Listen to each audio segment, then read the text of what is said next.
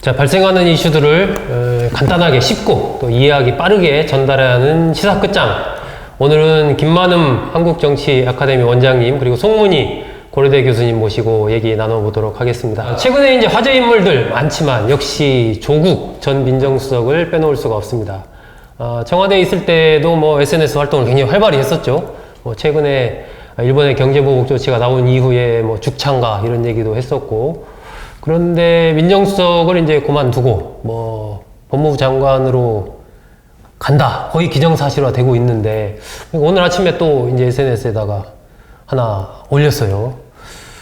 일본 우익의 어떤 그런 배경을 풍부한 영화 제목이 보니까 주전장 뭐 이런 것을 다큐멘터리 올렸는데, 영화죠. 네. 다큐멘터리 영화죠.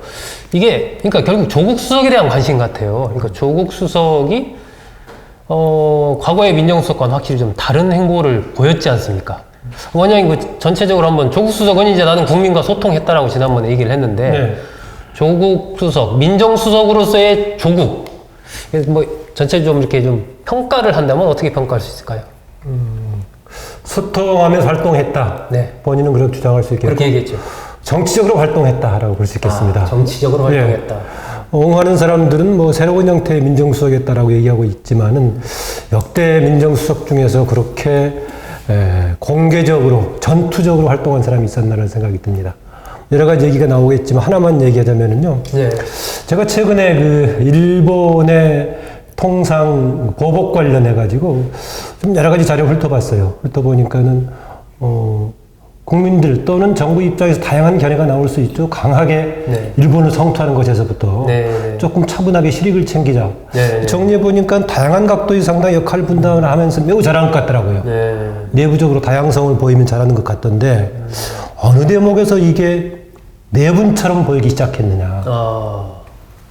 어느 대목입니까? 바로 국민 내부를 향해서 친일론을 내세우면서 공격하기 시작할 때였다는 것입니다. 친일과 반일의 그 프레임이 작동하면서부터다. 제가 그 자료만 쭉 훑어본 뿐만이 아니라 관련 전문가들 토론에서도 상당히 입장 차이가 있어요. 입장 차이가 있어도 그게 내부 분열처럼 보이지가 않아요.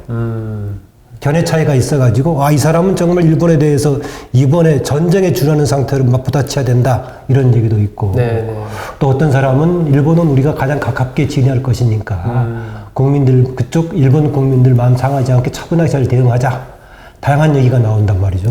바로 이런 다양한 방법을 통해서 역할 분담을 하고, 또 국민들은 국민들대로 또 분리운동 할 수도 있고, 뭐 다양하게 되는구나 했는데, 어느 대목에서는 역할 분담과 내분 사이에서 고개를 넘어간단 말이죠. 그러니까 그 분기점이 조국 수석 등을 중심으로 한 국민 내부를 향한 공격이 시작되면서부터 했다라는 것인데, 본인이 정치적으로는 주목받는데 굉장히 도움이 됐지만은, 그런 역할이 국가의 중요한 중책을 맡았던 사람으로서 기여했느냐라고 본다면 저는 좀 부정적으로 평가를 하고 싶습니다. 그래서 역대 어느 민정수석과 다르게 했지만은, 하나 똑같은 점은 있었습니다. 역대 민정수석하고 똑같은 점. 뭡니까? 청와대 민정수석이 국회에서 자주 와서 청문이라든가 아니면 국정조사에 응하라고 했을 때 출석하지 않았던 것이죠. 과거에는 그런 것이 적폐 비슷한 구태라고 지적을 했었는데, 출석하지 않는 것은 똑같이 했다. 관행이었다라는 이유로 똑같이 했죠. 나머지 행동은 상당히 적극적인 정치 활동을 했다고 볼 수 있겠습니다. 김만음 원장께서는 이제 조국 수석의 전반적인 민정수석으로서의 그 활동을 한마디로 말하면 좀 정치 활동 성격이 있다, 뭐 이렇게 보셨는데, 송 교수는 어떻게 보셨습니까? 조국 전 민정수석이 어디다가 이렇게 적은 글을 봤어요. 거기 봤더니 나는 정치인도 아니고 시민운동가도 아니고 철학자도 아니고 구도자도 아니다. 나는 다만 이 시대의 소명에 내가 할 일을 찾는 학인일 뿐이다. 학인일 뿐이다. 학인이 뭐냐면 공부하는 사람이라는 뜻이잖아요. 선비다. 제가 보기에는 정치인 같아요. 지금까지 보여주신 모습으로는 물론 뭐 바뀌는 어떤 정치 문화, 새로운 정치 문법 해서 민정수석이 국민과 소통할 수 있죠. SNS로 열심히 할 수 있는데, 문제는 그 소통의 방법이라는데, 국민을 아까 원장님 말씀하셨듯이 이적이냐 애국이냐 이런 말씀하셨을 때 제가 깜짝 놀랐거든요. 네. 그러니까 어떤 정치의 책임을 맡은 사람 입장으로서는 국민을 죽창가를 얘기하면서 국민이 죽창을 들고 나가야 되는 그런 상황을 만들지 않아야 되는 것이 정치 지도자들이나 어떤 리더들의 몫인데, 국민들은 아까 말씀하셨듯이 의병활동할 수도 있고 불매운동할 수도 있습니다. 그렇지만 정치인들이 그거를 앞장서서 선동한다는 듯한 그런 걸 보이면 안 되는 건데, 굉장히 일관성 있게 지금 그런 모습을 보인다. 이거는 정치인으로서의 행보, 즉 정치가 뭐냐, 가장 쉽게 말하면 아와 피아를 구분하는 것, 적과 나를 구분해서 갈라치게 하는 것, 헝가리게 하는 것이 정치의 가장 기본으로 시작하는 것이거든요. 네. 이런 면에서는 굉장히 정치인의 DNA가 있다. 그래서 문재인 대통령의 아이콘 내지는 거의 복심 내지는 다음 차기 대선 주자로 진짜 밀고 있는 게 아닌가, 이런 생각까지 가게 만드네요. 두 분 다 평가가 보면 어쨌든 민정수석이라는 자리와 조국 수석을 이렇게 봤을 때 그 자리에 이렇게 꼭 적절했던 것 같지는 않다라고 평가를 하면서도 굉장히 그 정치적인 조국 전 수석의 어떤 잠재력이랄까? 이런 부분은 나름 좀 평가를 하고 있는 것으로 제가 보이는데, 그에 앞서서 그 조국 수석 SNS로 활동을 활발히 할 때 많은 비판이 있었지 않습니까? 네. 그런데 보통 조직에서 누가 그렇게 이제 활동을 하게 되면 조직의 장이 그 좀 밖에 말도 많고 하니까 좀 자제했으면 좋겠다든지 뭐 이렇게 이야기하는 게 일반적인 어떤 경우인데, 조국 수석 같은 경우는 계속 그런 걸 했다는 것은 역으로 본다면 문재인 대통령이 상당 부분 조국 수석에게 그런 힘을 실어줬다라고도 볼 수 있는, 그러니까 두 분의 관계가, 문재인 대통령과 조국 수석의 관계가 밖에서 보는 뭐 대통령과 참모의 관계를 넘어서는 어떤 좀 남다른 관계가 있었다라고 봐야 되는 거 아닙니까? 문재인 대통령의 뜻하는 바대로 주로 SNS를 통해서 활동했다고 볼 수 있겠죠. 네. 확실하게 구체적인 교감을 가지고 활동했다라고 단정할 수는 없지만, 자발적으로 개인적으로 활동했더라도 문재인 대통령이 보기에 그 방향에 부합하는 방향으로 활동했지 않는가 생각이 들고요. 굳이 내가 예. 최근에 이 국면에서 나왔던 그 심지어는 내부를 향한 친일파 문제의 경우에는 일부 여권 인사들은 오히려 조국 수석의 주도적인 것보다는 내부적으로 역할 분담 차원에서 했던 거 아니냐, 그럴 정도까지 그걸 담당해서 해라라는 얘기였습니다. 그걸 듣고 보니까 조금 전에 우리 송 교수가 정치인의 특성이, 정치 활동이 기본적으로 피와 적과 우군을 가를 수밖에 없는 그런 게 정치다라고 얘기했었는데요. 네. 기억나시죠? 얼마 전에 그 문재인 대통령이 불교계 지도자들을 청와대 오찬 초청했었죠.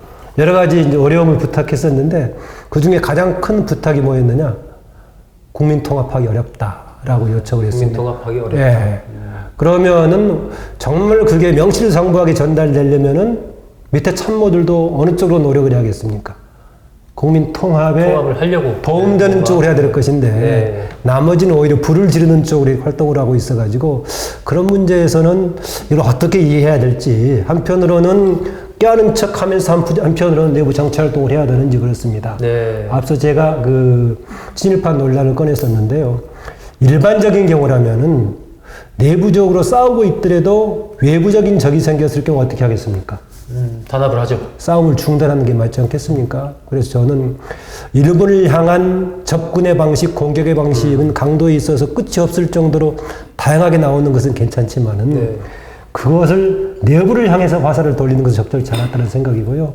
그 점에서는 조국 수석의 활동이라는 것이 문재인 대통령의 아마 가장 위중 내지 방향을 적극적으로 얘기하는 사람이 아니었나 그랬습니다. 청와대 수석이 많지만은요, 그동안에는 공식적인 활동을 했던 국민소통수석, 정의 홍보수석이죠. 이전에 그만뒀던 윤 수석 빼고 이후에는 현재 다른 윤두한 수석은 별로 활동이 들어 보이지 않고요. 대신 김의겸 전에 대변인 정도 있는데, 빼고는 사실상 청와대에서 청와대 입장을 현재는 적극적으로 전달하는 사람이 조국 민정수석이란 말이죠.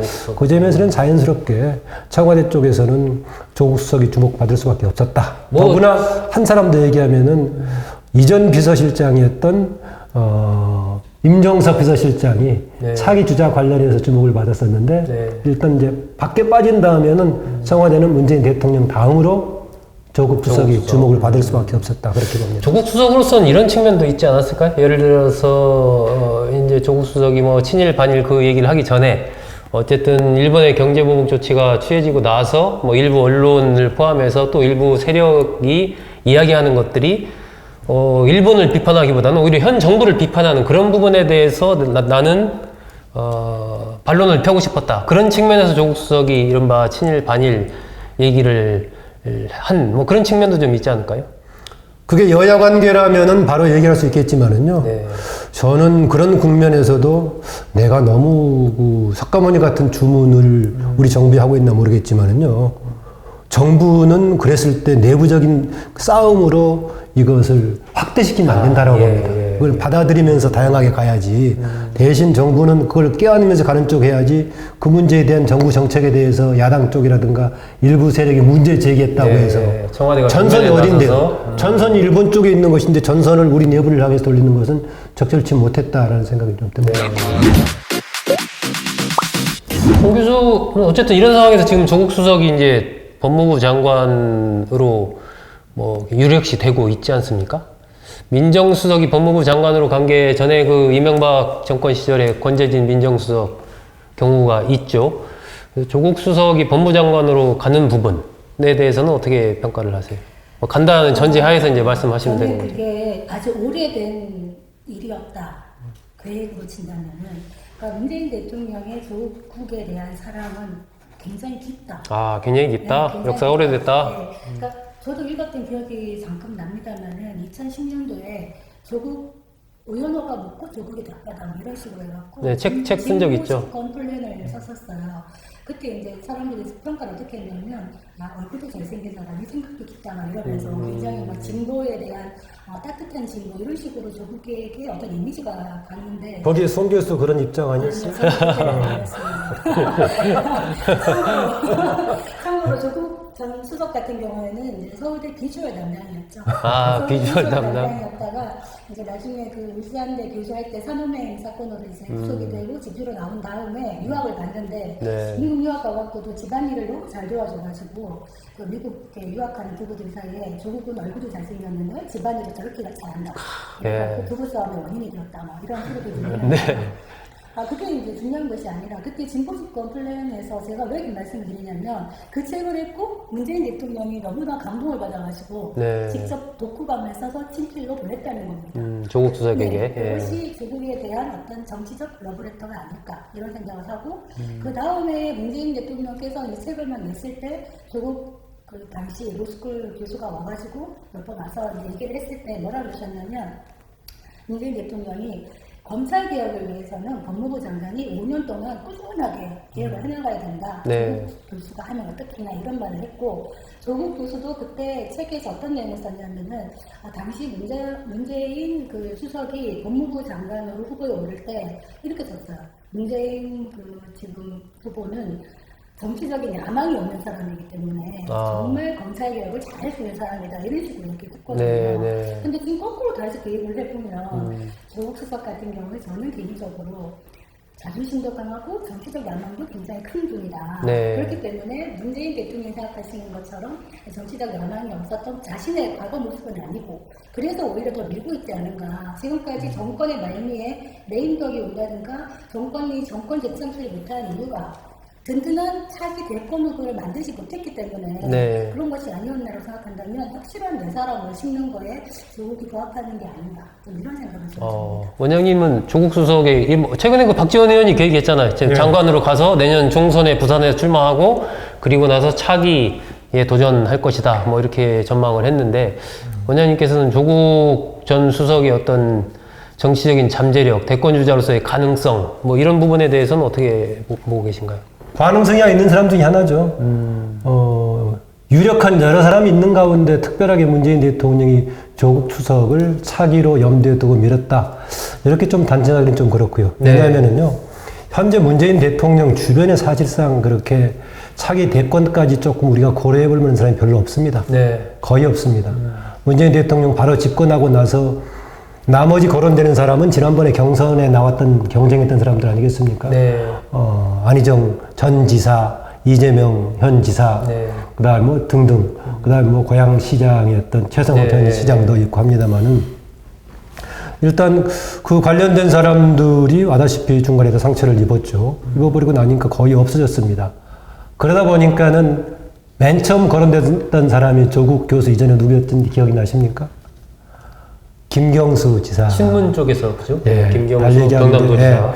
문재인 대통령 주변에 그만큼 없다는 거였습니다. 그러니 김경수 지사가 대단히 뛰어난 정치력을 가지고 있는 사람이 아니라 제가 너무 좀 가볍게 얘기했나 모르겠습니다만은 퇴임 대통령 비서관 하다가 초선 국회의원입니다. 네. 중앙정치 무대에서 한 번도 역할해 본 적이 없는 사람이고 할 정도의 사람을 주목할 정도로 문재인 대통령 바로 주변에 특별하게 차기를 겨냥할 만한 사람이 별로 없었습니다. 그런 점에서는 여러 가지 공통점을 가지고 있는 가운데 적어도 대권 후보감으로 한번 고려해 볼 만한 사람이 충분히 조국 교수 정도는 될 거다라는 생각에서 많이 얘기를 하고 있고요. 사실은 그 전장선상에서 보자면은 이전에 노무현 대통령 다음으로 이을 사람을 한때 유시민 전 장관을 얘기했다가 유시민 전 장관이 2010년 지방선거에 떨어지면서 이제 점차 하락의 길로 들어섰죠. 경기도지사였죠.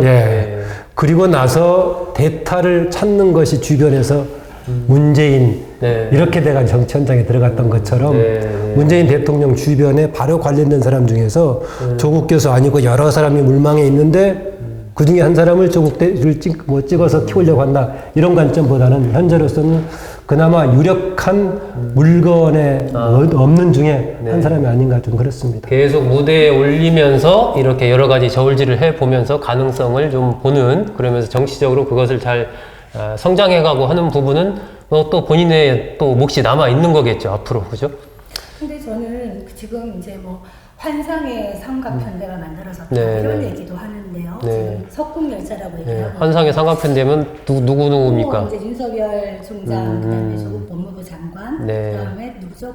김주원 민정수석. 민정수석 그 세 부분을 얘기를 하고 있는데 저는 그게 정말 환상의 트라이앵글일까 아니면 공포의 트라이앵글이 될까 이런 생각을 약간 해보거든요.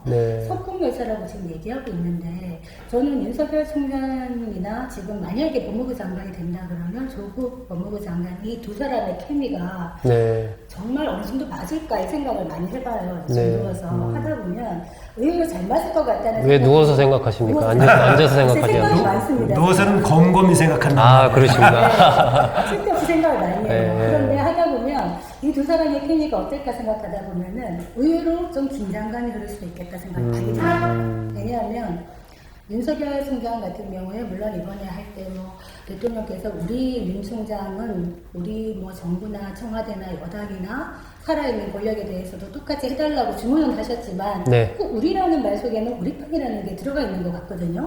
그런데 윤석열 총장의 스타일을 제가 생각할 때는 취임사에서 국민이라는 말을 24번 했다는 겁니다. 그게 뭐냐면 나는 정권이나 어떤 사람이 아니라 국민을 향해서 가겠다라는 거는 이분도 나중에 정치적인 야망이 좀 있지 않는가. 저는 혼자 상상을 해보는 거거든요. 그렇다면은 여야 가리지 않고 칼을 휘두를 가능성이 있다. 그죠? 권력에도 칼을 휘두를 수 있고 지금 집권 3년차가 이제 접어들기 때문에 분명히 그런 것들이 더 많아지는 타이밍인데 그렇다면은 분명히 살아있는 권력에도 휘두르는 칼에 조국 수석이 어떻게 대응할, 법무부 장관이 어떻게 대응할 것인가 이렇게 생각해 보면 묘한 긴장감이 흐를 수도 있겠다 이런 생각을 하고요. 또 하나 말씀드리고 싶은 게 아까 원장님 화생 말씀하셨을 때 굉장히 공감이 되는데 불교 지도자 만나가지고 화생 정신을 얘기하셨는데요. 화생이라는 거의 기본은 남과 내가 다른 거를 인정하고 존중하고 남을 인정하는 게 기본인데 지금 정부가 왜 그러면 야당의 거센 반발을 무릅쓰고 조국을 굳이 기용하려고 하느냐? 아니면 그 전에도 많은 어떤 인사가 만사라고 하지만은 뭐 해전문 인사다, 호주 인사다 이런 말을 하는데 왜 그렇게 하고 있느냐? 이거에 대한 답이 또 있는 거예요. 10년의 진보 집권 플랜에 보면은 조국 수석이 한 말이 있습니다. 코드 인사가 왜 나쁘냐? 그건 아주 당연한 거다. 국정 철학과 이게 맞는 사람끼리 모여서 같이 하는 건 아주 당연한 거지. 그걸 욕하면 안 된다. 이런 얘기를 했기 때문에 저는 그런 면에서는 이게 하나의 정부의 확신이기 때문에 우리가 얘기하고 있는 탐평이라든가 협치라든가 이런 부분의 모습은 앞으로도 약간 기대하기는 힘들지 않겠나 이런 생각이 좀 듭니다. 그 기약 나온 김에요. 제가 이제 조국 교수가 아직 뭐 교수로 복귀 안 했으니까 어떻게 해서 정치 활동과 관련되게 됐는가. 약간 처음? 좀 히스토리를 약간 좀 말씀드리면. 비하인드 스토리를. 네. 그 전에 그 아까 윤석열 본인은 발음을 그렇게 해달라고 하니까 윤석열, 윤석열 그렇게 네. 하니까 그 국민이라는 용어를 쓴 배경은 전 나름대로 있다고 봅니다. 뭐냐면은 한참 그 후보자가 됐을 때 사람들이 많은 인용을 했던 것이 전에 국정조사 청문회에서 나는 뭐 사람에 충성하는 사람이 아니다. 조직에 네. 충성한다라고 했었는데 오히려 비꼬는 사람들은 조직에 충성하는 게 더 나쁠 수도 있다. 라는 지적을 하면서 이제 검찰총장이 되면은 조직에 충성 이런 게 아니라 바로 국민의 충성하고 국가에 충성해야 된다. 네. 이런 많은 주문을 했는데 네. 그거를 염두에 뒀던 게 아닌가 생각이 들고요. 네. 조국 교수 아까 그 진보집권 플랜 2010년 얘기를 했었는데요. 그 무렵부터 정치 현장에 가입하기 시작했다가 본격적으로는 이제 2011년에 했는데요. 2010년에 그 무렵에 이제 문재인 대통령 관련 조금 아까 독후감 얘기했지 않습니까? 관련 얘기하면서 문재인 대통령 당시 문재인 의원 되기 전인데 이제 그 토크 콘서트 할 때 책 관련해서 본인 토크 콘서트도 있고 문재인 대통령 진영에서 토크 콘서트 할 때 이제 같이 참여한 맞상대를 하면서 하기 시작했는데 본격적인 참여는 2011년에 서울시장 재보궐 선거했을 때요. 박원순 시장 등장할 때. 네, 등장할 무렵에 안철수도 등장하고 또 박원순 등장하고 당시 박원순 후보가 무소속이잖아요. 네. 무소속이니까 야권 후보단이라 막 논란이 있고 심지어 그 가운데 조국 교수도 후보 중에 한 명으로 물망에 올랐어요. 네. 유력한 사람으로 오르고 그런 가운데 이제 최종적으로 이제 박원순 무소속 후보가 됐죠. 형식상으로는 당시 박영선 의원하고 후보단이라 마지막 경선 붙었지 않습니까? 네, 그렇죠. 당 소속이 아니기 때문에 조직적인 뒷받침이 어려우니까 멘토단을 구성했었는데 그때 멘토단을 구성하는데 조국 교수가 참여했죠. 그러면서 동시에 뭘 했느냐? 밖에 문재인, 이해찬 등 여러 사람들, 문성근 이런 사람들이 했던 혁신과 통합이라는 조직에 조국이 공식적으로 정치 조직에 참여를 합니다. 그때부터. 정치부 기자 오랫동안 출입하셔서 아시겠지만은 혁신과 통합이 명목상으로 시민통합당이라는 조직을 만들어가지고 기존의 민주통합당이라는 조직하고 1대1 통합한 거 아닙니까? 네, 이게 이제 문재인 대통령의 대선 후보 길이 됐고 그때부터 본격적으로 사실은 참여했고 막판에 더 적극적으로 참여한 게 그 지난 그 20대 총선을 앞두고 민주당의 분열이 당시 있었죠. 새정치국 당시에 명칭이 갑자기 민주연합. 네, 새정치 민주연합이었었는데 당시 이제 안철수 등이 분당하고 이런 과정 속에서 내부적으로 분당할 필요가 없다. 개혁을 요구하는 걸 담당하겠다 해가지고 내부 개혁을 해서 혁신위원회를 만들었죠, 당시. 문재인 대표였었고. 안철수, 박지원 등은 당신 대표 책임지고 보궐선거 실패 물러나가라라고 했을 때 그랬는데 그때 밖에서 안경환 위원장을 위촉을 했는데 안경환 위원장이 고사를 하고 대신 조국 교수를 넣었는데 추천을 했는데 위원장으로 내세우긴 좀 그러니까 김상곤 교수를 혁신위원장으로 하고 실질적인 지도 역할을 조국 교수가 당시 했었죠. 그래서 그때 이제 문재인 대표 체제에서 사실상은 혁신위원장 역할을 하면서 가장 적극적으로 결합했다. 그랬다가 이제 민정수석까지 갖게 됐고 이후에 사람들이 이제 차기 대권 물망까지 이제 해석을 하고 있고 그렇습니다. 지금 김만우 원장님이 조국 전 민정수석이 학계에 있으면서 정치권으로 어떻게 이제 들어오게 됐는가 그 과정을 쭉 이렇게 알기 쉽게 설명을 해주셨습니다. 오늘 어쨌든 조국 전 민정수석의 민정수석으로서의 역할에 대한 평가 또 법무부 장관으로 갈 가능성 부분에 대해서 짚어보는 것 그리고 차기 대권주자까지 거론되는 그 정치적인 잠재력은 또 어디까지인지 이런 부분에 대해서 우리 김만우 원장님과 송문희 교수 두 분 모시고 얘기 나눠봤습니다.